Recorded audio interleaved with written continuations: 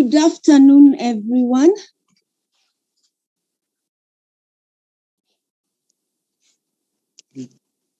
Today we are going to talk about obsessive compulsive disorder and related disorders. Those are the references.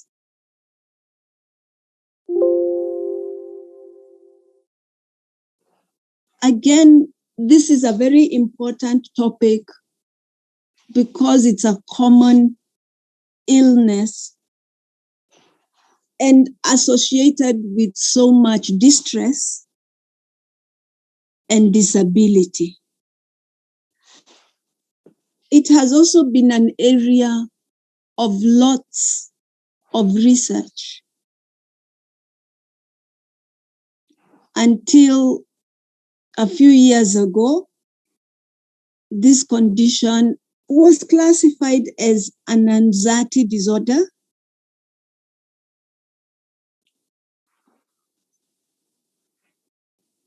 However, since the days of Sigmund Freud, who suggested that obsessive compulsive personality, neurosis, and psychosis lie on a continuum,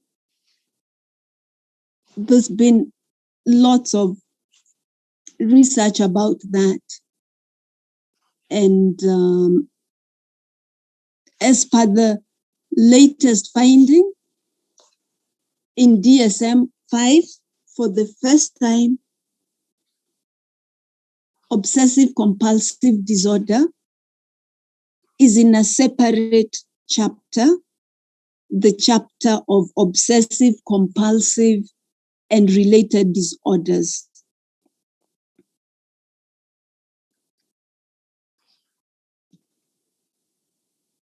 And it is classified together with body dysmorphic disorder, hoarding disorder, trichotillomania or hair pulling disorder, skin picking disorder, and others.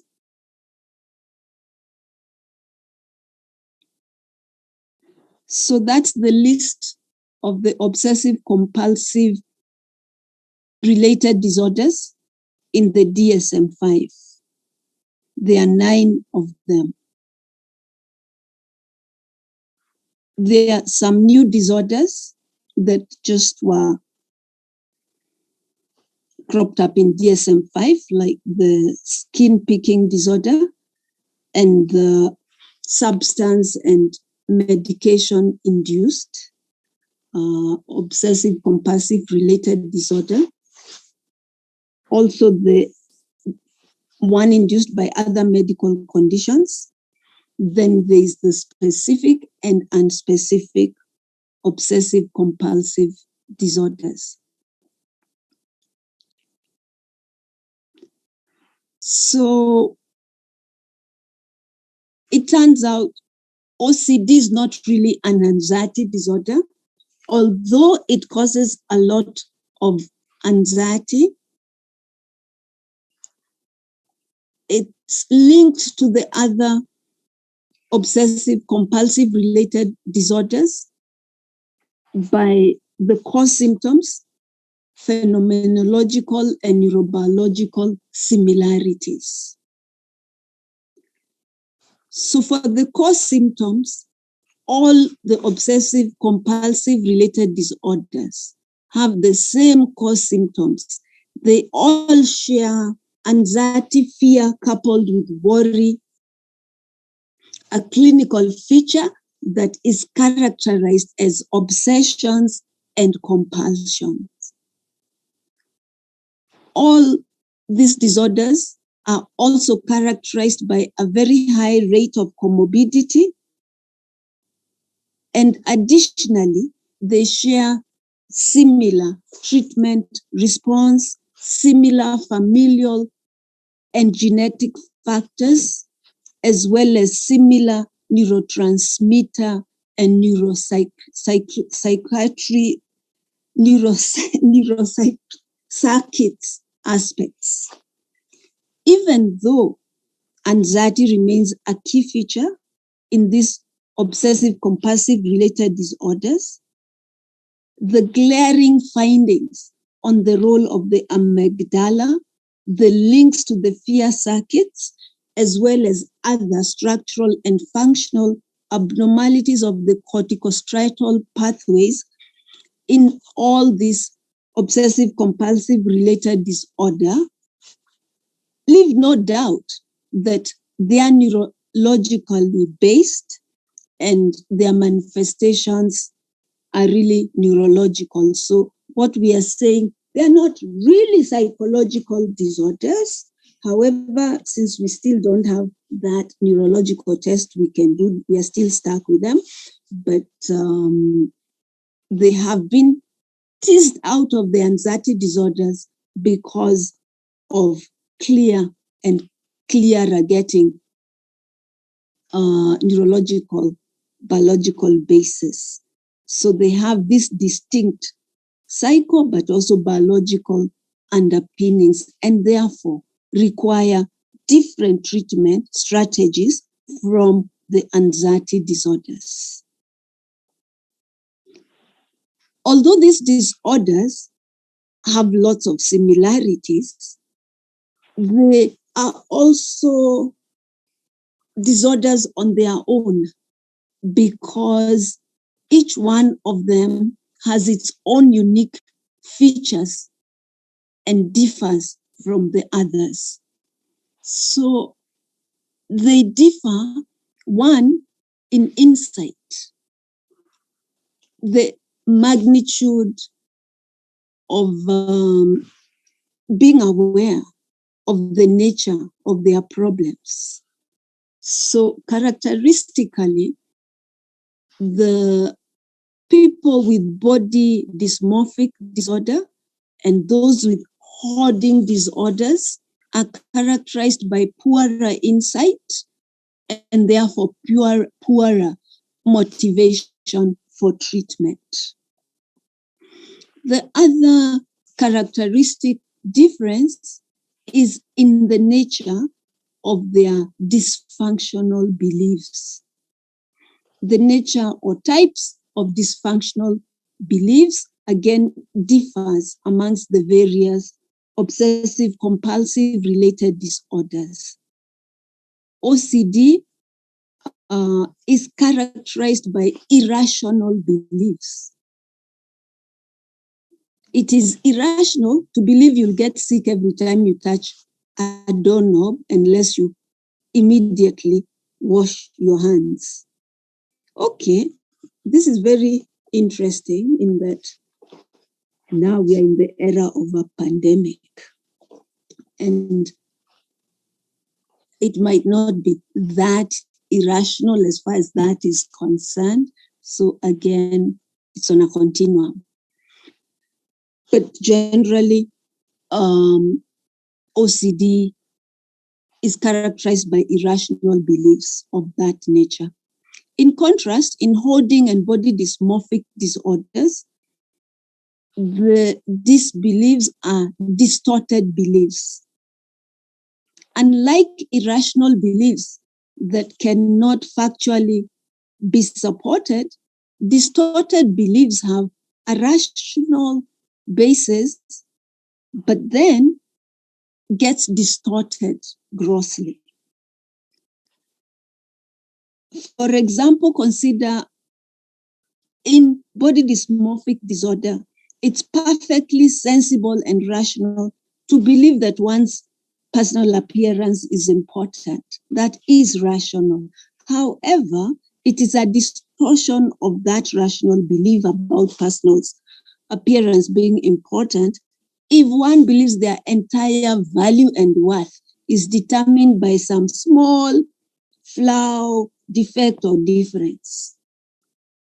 Again, hoarding disorder provides another example of distorted beliefs.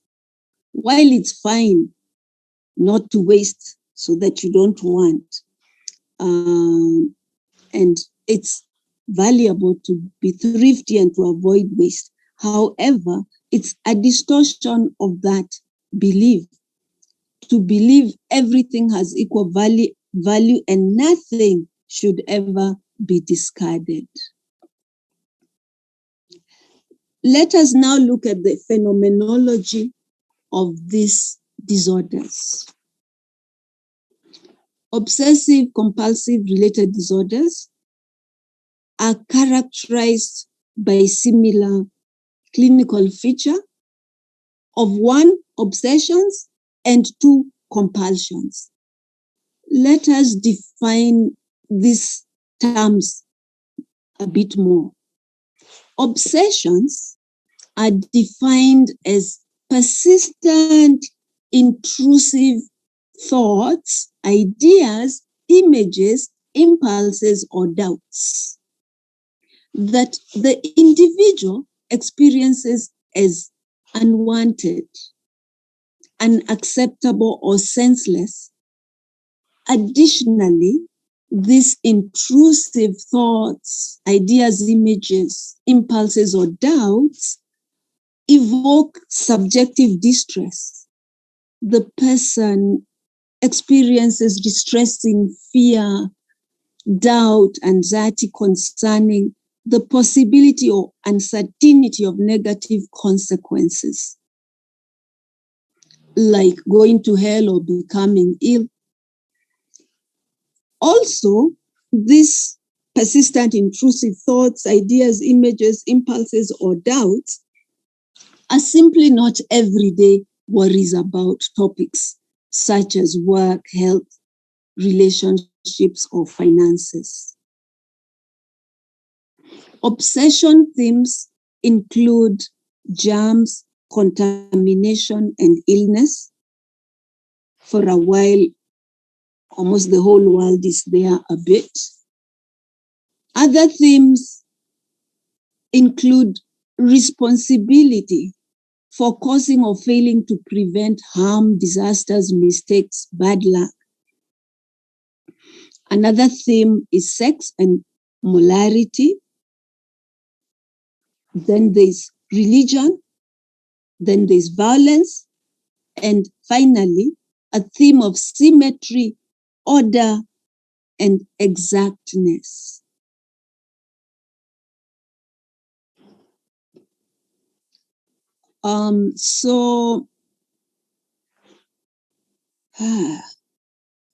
It's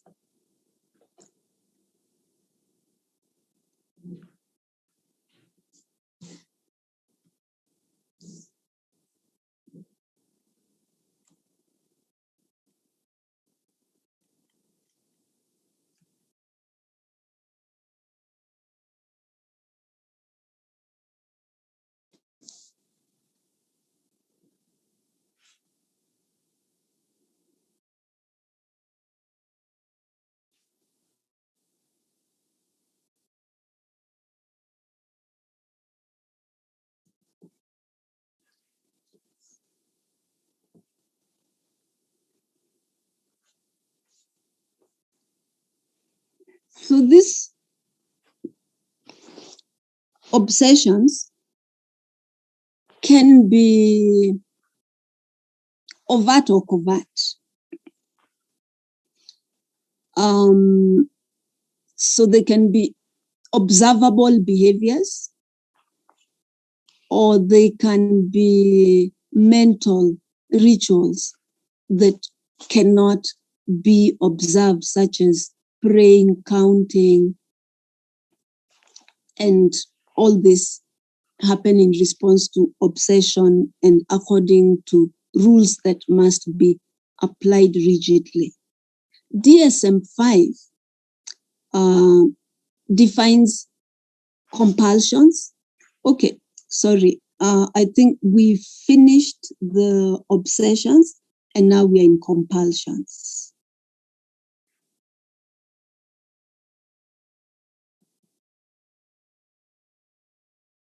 Yeah, after the theme, we go to compulsions. And the compulsions can be overt or covert. The overt are observable behaviors like washing hands, and so on, while the covert are mental acts like praying silently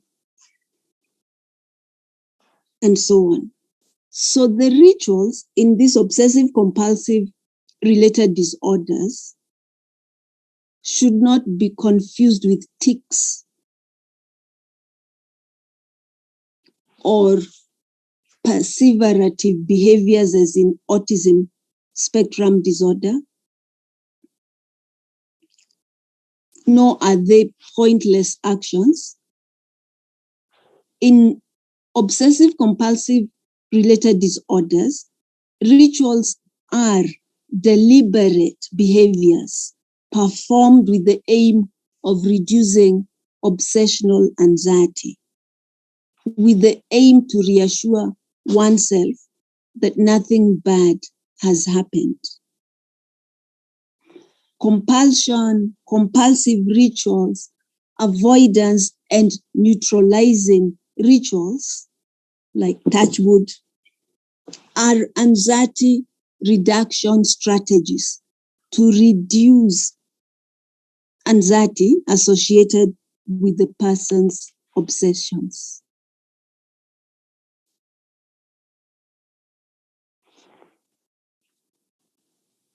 The individuals with these obsessive compulsive related disorders, as we saw, vary in their degree of insight.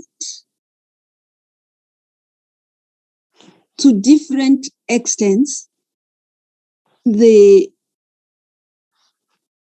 have some knowledge or don't have some knowledge about the senseless of their obsessions and rituals, compulsions.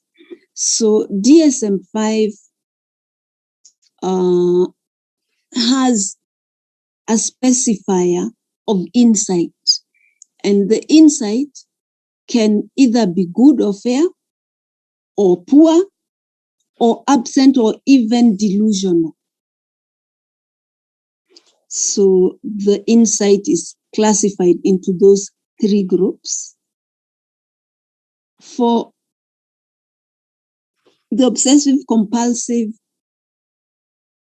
situation to qualify as a disorder, there must be clinically significant impairment. And in this obsessive compulsive related disorder, the impairment is significant. It is caused by the time-wasting, distressing,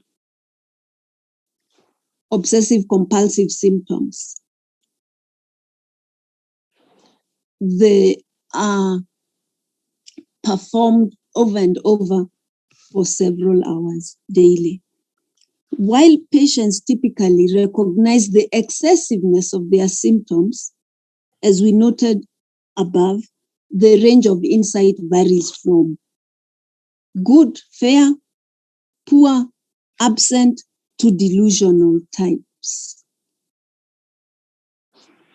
So that is trying to explain it graphically. The obsessions,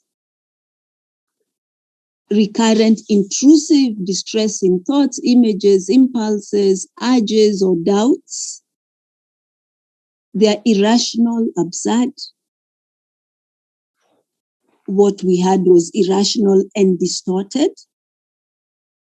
There's failure to resist, which leads to marked distress and unpleasantness, which causes the circle of increasing the anxiety. And that is the circle or link between the obsession and the compulsions. Let us now look at the diagnostic criteria. As we said previously, OCD was in DSM-5. Now it is in DSM-4. It's in DSM-5, sorry.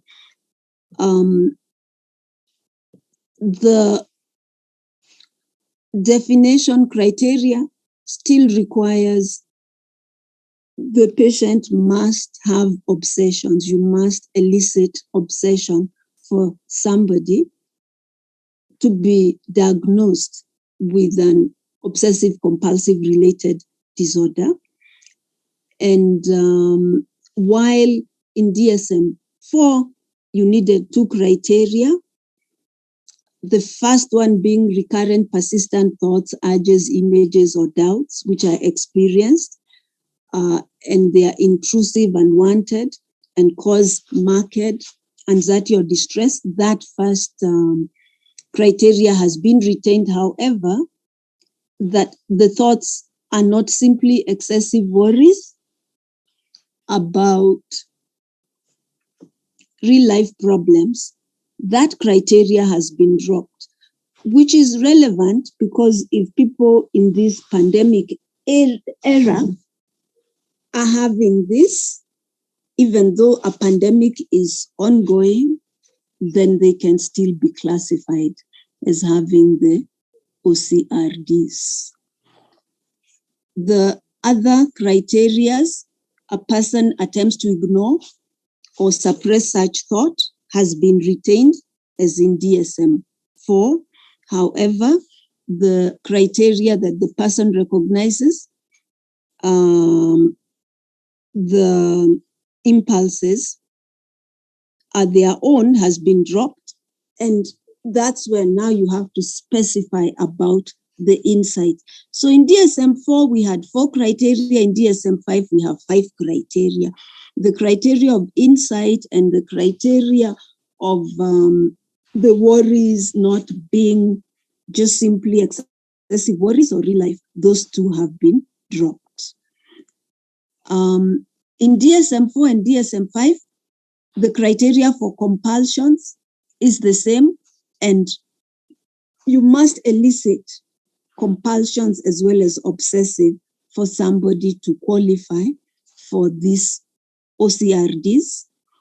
And the previous criteria of compulsion has been retained. The other criteria, of course, is exclusion criteria. That is not due to a general medical condition or substance induced. However, we do now have the categories of the OCRDs that are due to medication, and we do have a category for those that are due to substance or medical conditions. Then there's the criteria for impairment.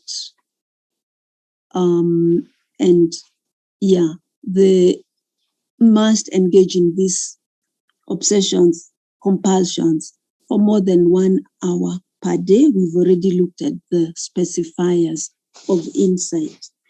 Let us now look at epidemiology. So the OCD is more common in women with a prevalence of about 2%, which is the same prevalence in body dysmorphic disorder. And again, that disorder is more common in women. Hoarding disorder has a prevalence of 1.5% with no gender differences. The trichotillomania, hair pulling, prevalence of 1 to 2%, again, much more common in females with a sex ratio of 10 to 1. The skin picking disorder, 1.4%, again, more common in female. The newer disorders, the ORCDs due to substance, due to medical condition, and the specific and unspecified. As for now, we don't have a lot of prevalence because they are new disorders, but very soon, I'm sure we'll have those figures. Comorbidity, again, we saw high comorbidity is similarity of all these disorders. They also have high rates of comorbidity amongst themselves and often comorbid with depression and anxiety. And obsessive compulsive and body dysmorphobic disorders are often comorbid with substance use disorders.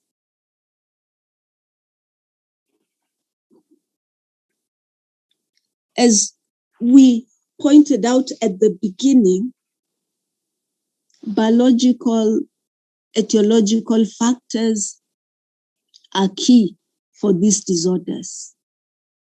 However, it's no longer nurture versus nature. We do know most of these conditions have multifactorial causes, and research has shown that all these obsessive compulsive related disorders do have similar biological, psychological, and social risk factors. So biological basis of the obsessive compulsive related disorder is supported by studies that have elucidated higher frequency in brain disease, in brain trauma, seizures. So brain disease, trauma, and seizures have high frequency of these disorders, suggesting biological basis.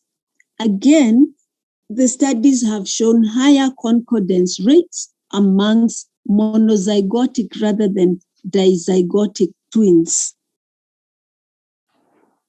The rates of OCRDs are higher amongst monozygotic than in dizygotic twins, again suggesting genetic biological basis.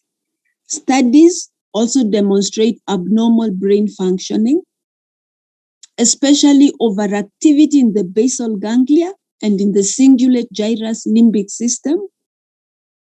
And these are the areas that sets overall emotional disposition.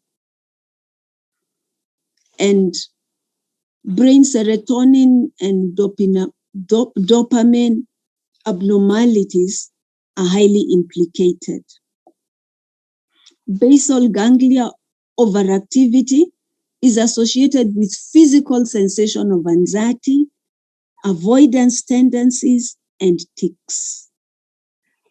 While the cingulate gyrus is associated with cognitive flexibility.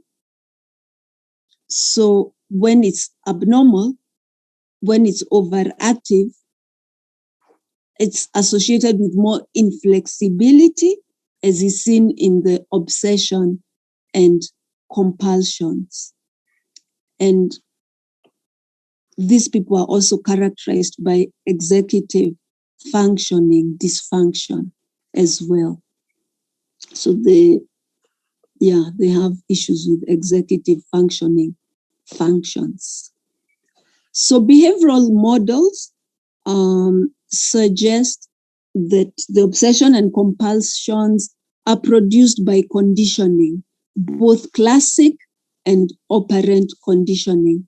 You remember this, Pavlov and Skinner and dog salivating and so on. Psychological risk factors such as negative emotionality, behavioral inhibition, and a high incidence of internalizing symptoms influence whether the biological vulnerability will get activated or not. Yeah. Remember, even if a cup is breakable, that's its vulnerability. Many of those breakable cups do not break because they don't fall or they fall on a mattress. Social risk factors, friends, family, school, can help maintain the disorder. They can be perpetuating factors. So although these disorders are not caused by parenting, people with OCRD are born, not made by parents. However, the way the family reacts to a youth with OCRD can affect the disorder either by increasing or decreasing the anxiety the individual will experience. Research has shown that parents with children with OCRD compared to parents of children who do not have the disorder did not as frequently use problem-solving skills with their children. They did not encourage their children's independence and did not have as much confidence in their children's abilities. So this another summary of some associated data, which we have already covered. The natural cause, we said it is a chronic disorder with episodic accentuations, exacerbations, especially when with the stress, but generally continues on a deteriorating course. That's why it causes so much burden. So let us now look at the specific types. The first type is OCD, obsessive compulsive disorder, and most of the research has actually been done on OCD. OCD is a chronic illness. We saw the prevalence is about 2%, and it causes substantial distress and disability. Again, like all the OCRDs, it is characterized by distressing obsessions, the uncontrollable intrusive thoughts, images, doubts that we talked about, as well as compulsions, which we've already defined and seen are repetitive, ritualistic behaviors. OCD often is preceded or accompanied by a sensory phenomena, including physical sensation of perception of what is just right and the need for accuracy or things to be just right. Again, we've looked at the themes in obsessions, mainly contamination concerns, but fear of violence, harm to themselves, sexual, morality or religious concerns, symmetry, precision, as well as completeness concerns and inability to discard. And according to the theme, you can work out the compulsions. In contamination, there'll be washing, bathing, showering, and so on, as I have indicated there. So it starts with a thought, what if I left the door unlocked? Then there's anxiety, physical symptoms. And to combat this, an anxiety-reducing ritual is performed. That is the anatomy of obsessive compulsive disorder.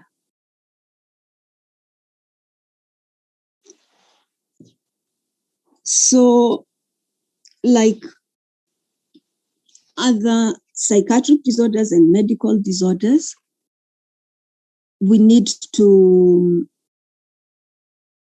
take a good history.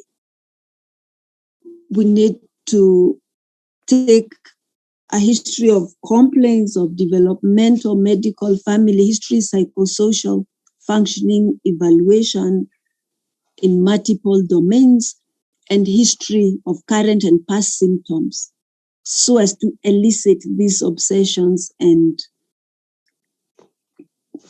compulsions.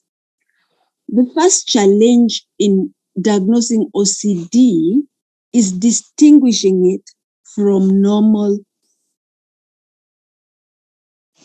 obsessive compulsive behaviors. There are some people who are meticulous and thorough. There are also some people who have the obsessive compulsive personality. Those do not have OCD. How you differentiate OCD from this normal obsessive behavior is on the timing, content, and severity of the symptoms. Structured diagnostic interviews have been developed that can further help identify the presence of OCD and other potential comorbid conditions. Remember, we said comorbidity is the norm with this disorder. In addition, from the history, which is to help you elicit obsession and compulsion, a thorough assessment needed also to determine the presence, the age of onset, duration, and severity of each symptom. And after that, after the biopsychosocial investigation, biopsychosocial treatment interventions are given, which include medications like the SSRI and so on, and the therapy as well, especially CBT, but there's also that response stopping. So that is the diagnostic criteria.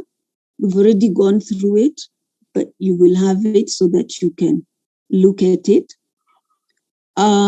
So you have to rule out, even though there are symptoms suggesting obsessive compulsive, that it's not an obsessive compulsive personality disorder. It is not pathological or problem gambling or compulsive sexual disorder or problematic internet use. Those are not OCD, okay?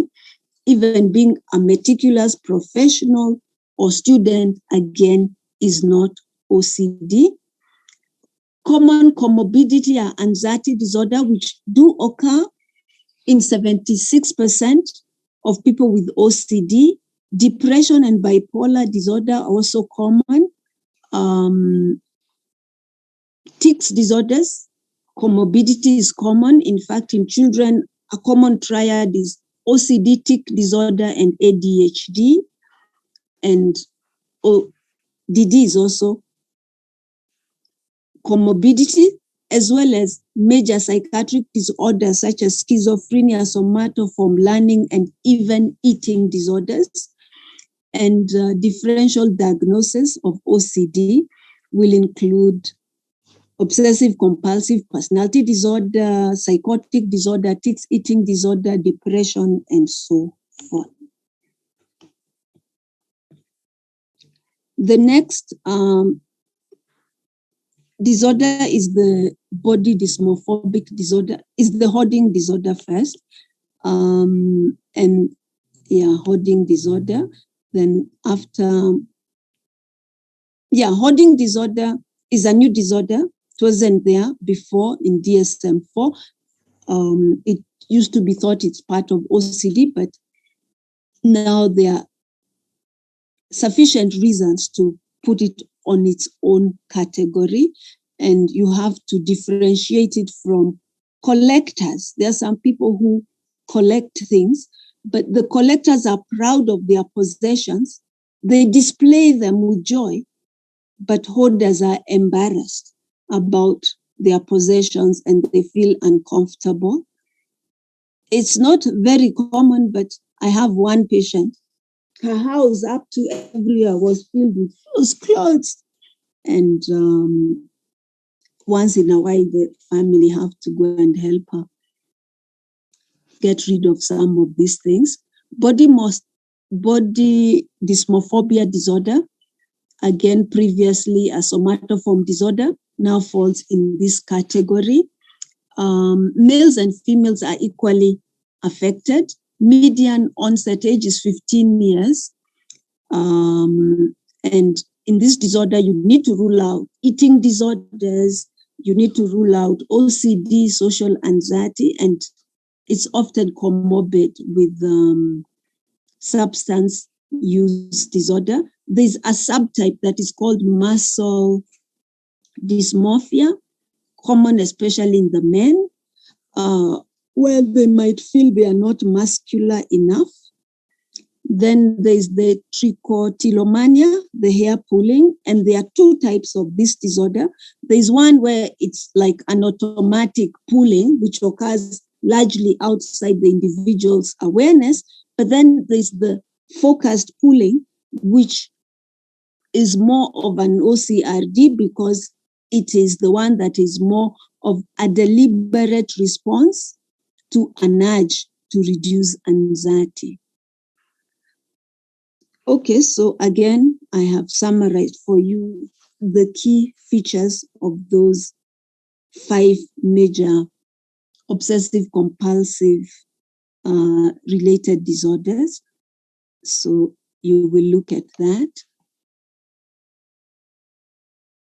So the skin picking, again, is a new disorder, and they might pick healthy skin or pimples or swellings. They can use their own fingernails or tweezers, and it's quite a stigmatizing disorder, as you can imagine, because it will disfigure the appearance. Again, like the hair pulling, it can be focused or automatic. And again, it can be as a result of boredom and may lead to a sense of gratification when successfully completed. The other disorders is the ones due to medical conditions. You're able, through your history investigations, to elucidate the direct pathophysiological effects of a medical condition. Examples would include brain trauma, carbon monoxide poisoning, hepatic diseases, and some dermatological conditions. Then the substance-induced obsessive-compulsive related disorder, and examples or substances implicated are sedative drugs, amphetamines, cocaine, marijuana, caffeine, and alcohol.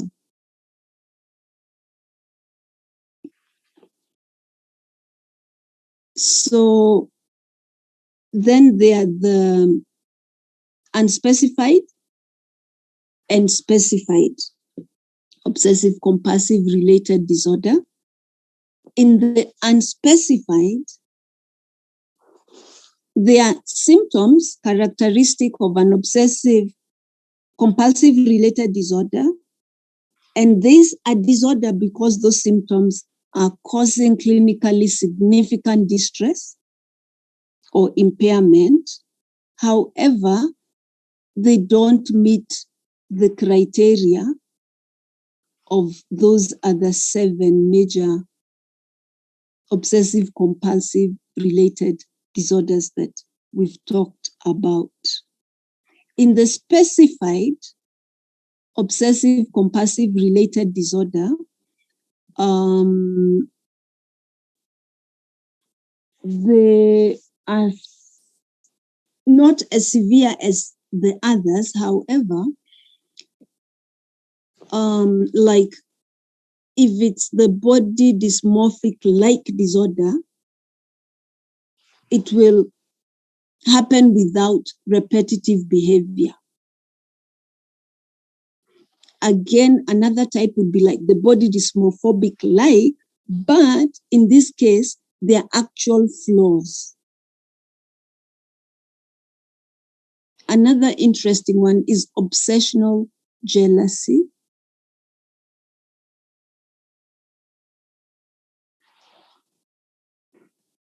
Or another one with a Japanese-like name, shubukufu, where there's excessive fear of having a body deformities.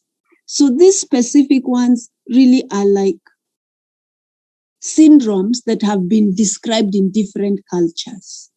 So because they are very specific, there's koro, which is a sudden episode, intense anxiety that the penis will reside into the body, possibly leading to death. So those are the specific. There are some cultural findings, syndromes that fit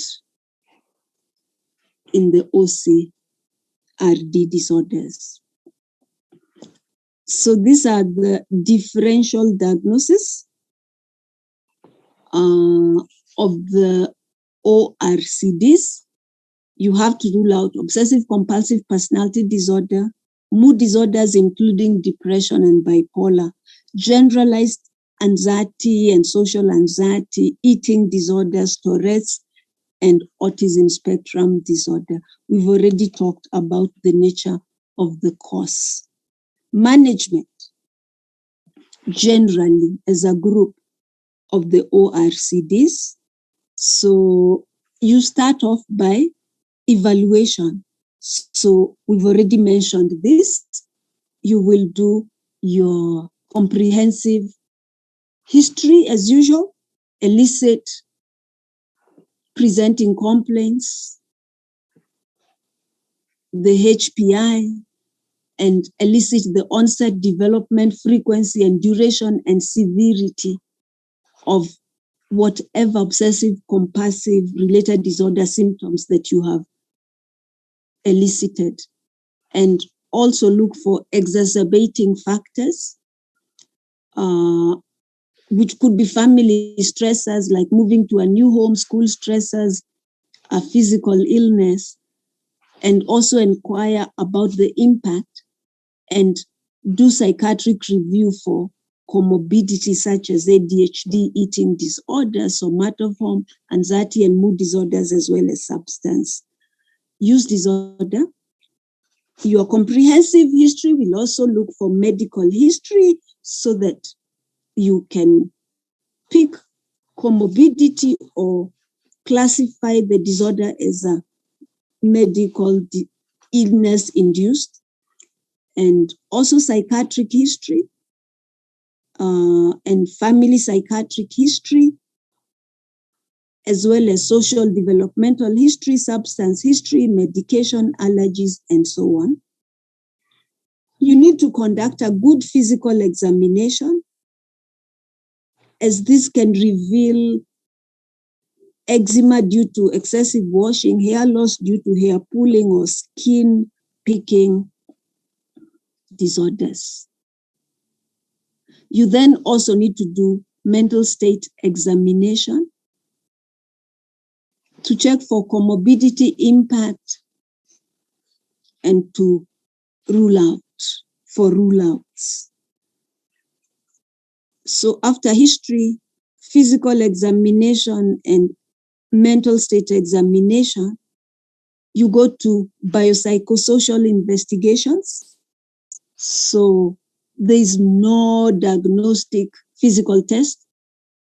However, the test that you'll conduct will be individually tailored for each patient as per findings on your history and physical examination.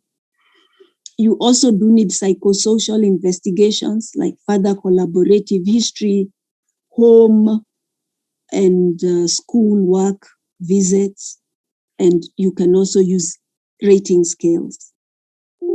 So the diagnosis of OCRDs hinges on eliciting symptoms that meet the symptom diagnostic criteria, and also to elicit the significant impairment being caused.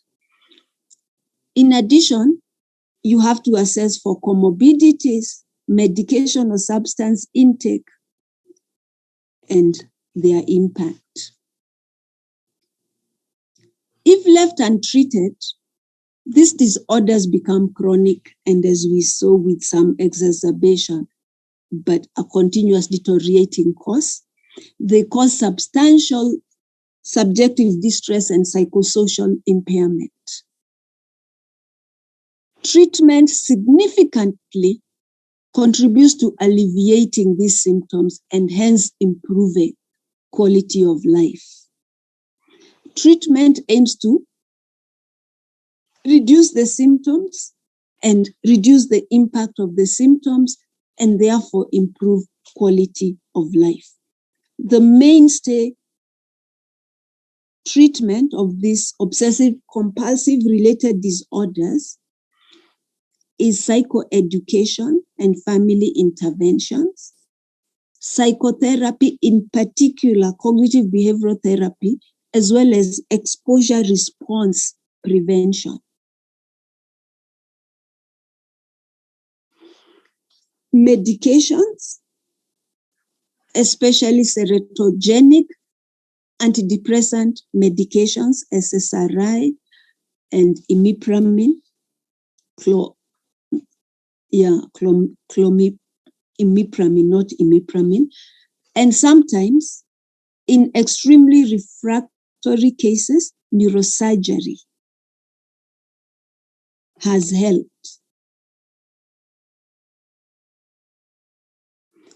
So exposure plus response prevention, it's a bit like flooding, like somebody who is scared of water can be thrown in a swimming pool and there's so much water. They produce so much anxiety until they cannot be anxious anymore. So in this one, you first develop a fear hierarchy. So you're sort of like using a desensitization program. You first develop a fear hierarchy, and then you expose to the phobic stimuli, but you repress performance of rituals or avoidance. An example would be exposure fear ladder. An example of an exposure fear ladder is like somebody with the contamination obsession holding the door, that is exposure, and not being allowed to wash their hands, that's response prevention. Another example is for an organization freak to be made to move items around in the room, that's exposure, and they are not allowed to organize or arrange the room. So that would be the response prevention. If you are being on time OCRD, then you'd be made to arrive late. And that arriving late would be the exposure. And then you'd be forced to stay there and participate. So that is response prevention. Okay, I hope it makes sense. Okay, 2 more minutes. So the medication we've already talked about, so you'll just look at those notes.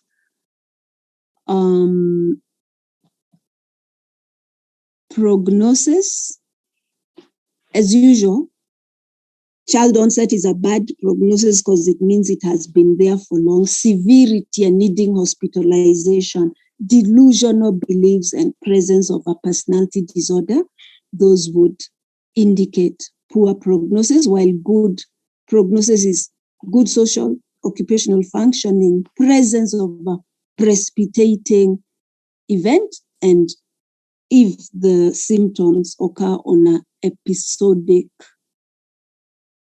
if they occur episodically, that's a good prognostic. Okay, then, so that is the end. I can see there are some questions. Recording stopped. Do we have time to attend to these questions, or I'll just send you answers? We can take some time and you can answer them. Okay. Can you please explain how religious OCD presents? I think we already mentioned this in where somebody is thinking they committed some sins and they will go to hell. Yeah. So they might feel maybe they cast God or they, so it's in that group, yeah, where you feel there's something in your religion. And, this, it's not necessarily that you did it, the thoughts. So the thoughts and the intrusion and the images that will keep intruding into your mind are of a religious nature, and therefore will be responded to with religious compulsions like praying silently and other religious things that one can do to be forgiven for those things. Does that make sense? You can think of religion like a culture, so that even in cultural beliefs, if one is getting these recurrent thoughts, they have procedures of either you kill a goat or a chicken or so it's the same sort of thing, but the context and the way it is happening is in the context of the religion. Does that answer your question? Is it better understood now? All right. OCD, obsessive compulsive disorder, is not considered part of personality disorder. In fact, I kept on emphasizing you have to tease out obsessive compulsive personality disorder when you are making the diagnosis. People with obsessive compulsive personality disorder enjoy the tidying up, the washing. The symptoms are ego-syntonic, yeah? They enjoy doing those things. They've always done them. It's part of their personality, and it's not causing them distress.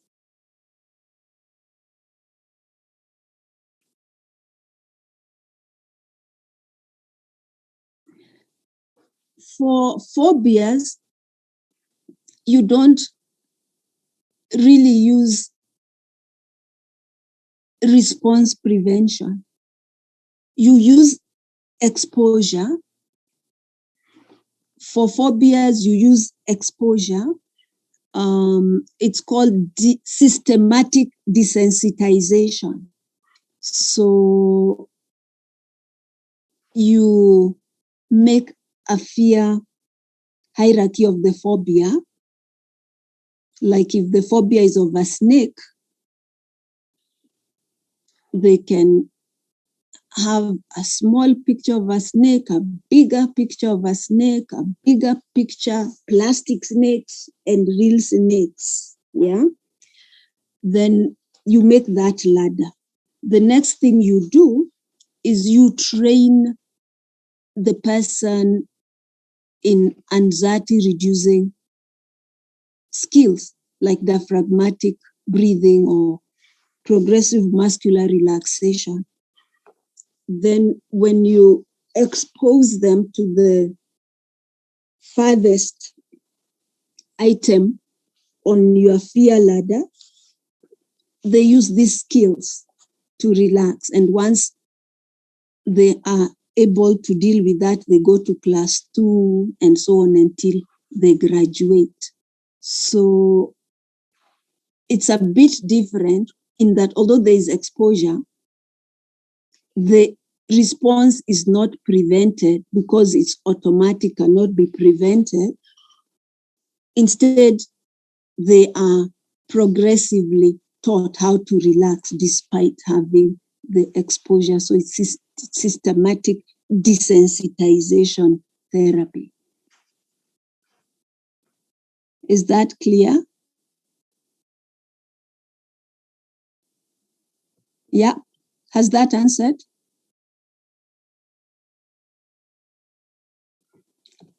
Thumb sucking, again,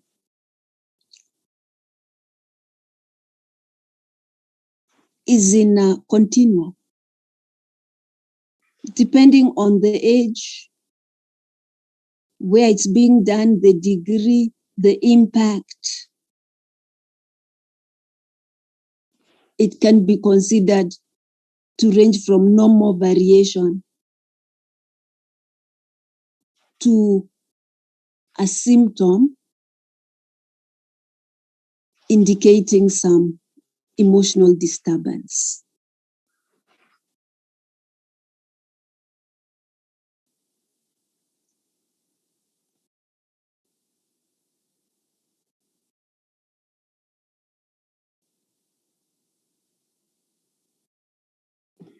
Yes, obsessive compulsive personality disorder is a risk to developing obsessive compulsive disorder, because when these people have trauma, stress, they tip to OCD or to depression or to anxiety disorders.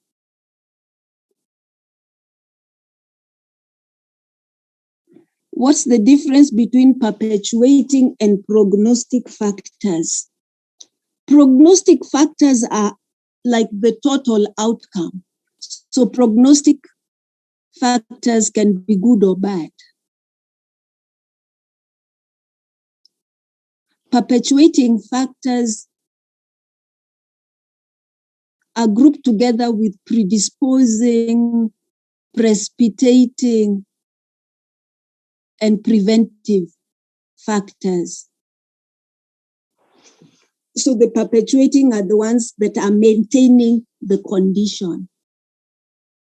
So actually, prognostic factors includes those 4 P's. So perpetuating factor is a subset of prognostic factors, and the other sets would be the predisposing, preventive, precipitating. Body dysmorphic disorder used to be under somatoform disorder, not eating disorders. However, people with eating disorder, anorexia nervosa, have that body image problem. And the body dysmorphic disorder and eating disorders have high comorbidity, but again, you have to tease out and be sure, are you dealing with an eating disorder or a body dysmorphic? They are closely related. All right, whose question has not been answered? Doc, I think that's all. Okay, then thank you. Thank you so much for your time today. Okay, goodbye.